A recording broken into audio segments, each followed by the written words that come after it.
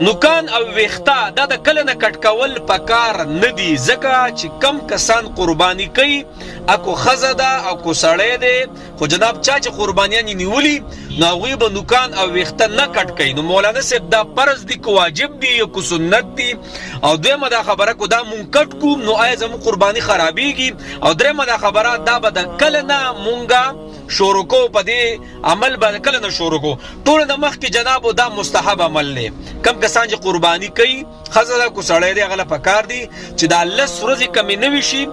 نن 7 جون دی د سعودي دا نن نه سٹارټ شوی او زمونږ به انشاءالله کېدی شي د سبا نه سٹارټ شي. صحیح ده؟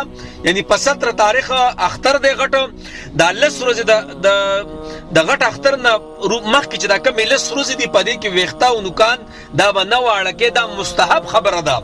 کو چا واړه کړه جناب نو قرباني خرابېږي نه، قرباني کېږي ښه. دا فرض او واجب نه دي او د هغې خلکو د پاره هم پکار دي، بهتر دي کم کسان چې قرباني نه کوي. یعنی یو کس ته قرباني نه کوي نو جناب خو وایي زه قرباني نه کوم، نو هغه هم پکار دي چې هغه هم ویښته او نوکان واړه نه کړي. او کم چې قرباني یې سي نیولې هغې له خو بیا ډېر بهتر دي ښه. نو جناب د غټ اختر نه دا 10 ورځې مخکې نه دی دې کې به ویښته او نوکان نه واړه کې کم کسان چې څه کوي قرباني کوي. صحیح ده؟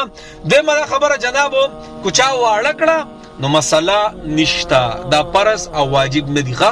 دا هغه حاجیانو سره مشابهت دی. کله چې 10 ورځې نه وي شي دغه حاجیان ویښته او نوکان نه واړه کوي نو انشاءالله دا امید به ساتو چې کم ثواب الله هغه حاجیانو له ورکوي هغه به مونږ له هم راکوي. صحیح ده؟ نور فرض او واجب دا نه دي ښه. کو چا واړه کړه نو ګناه پکې نشته. صحیح ده؟ قرباني کېږي. خو بهتره خبره څه ده چې کله قرباني وکړي د هغې نه پسې بیا وکړي ښه.